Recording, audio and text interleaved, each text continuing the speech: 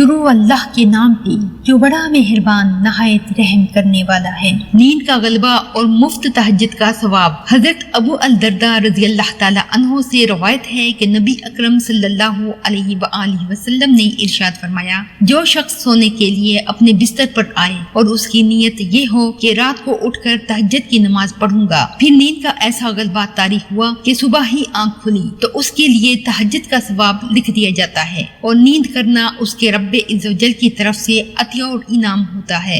ایک اور حدیث میں بیان کیا گیا ہے کہ رسول اللہ صلی اللہ علیہ وآلہ وسلم نے ارشاد فرمایا، اگر تم اللہ تعالیٰ پر ایسے ہی توکل بھروسہ کرو جیسا کہ اس پر توکل بھروسہ کرنے کا حق ہے، تو وہ تم کو ایسے رزق دے گا جیسے پرندوں کو دیتا ہے۔ وہ صبح میں خالی پیٹ نکلتے ہیں اور شام کو پیٹ بھر کر لوٹتے ہیں۔ ایک اور حدیث میں بیان کیا گیا ہے کہ درود شریف کی فضیلت۔ نبی کریم صلی اللہ علیہ وآلہ وسلم نے فرمایا، مجھ پر درود پاک پڑھنا بروز قیامت پل صراط کی تاریکی میں نور ہوگا، اور جسے یہ پسند ہو کہ قیامت کے دن اسے اجر کا پیمانہ بھر بھر کے دیا جائے تو اسے چاہیے کہ مجھ پر بکثرت درود بھیجے۔ ثواب کی نیت پر اس ویڈیو کو زیادہ سے زیادہ لوگوں کو شیئر کر دیں۔ شکریہ۔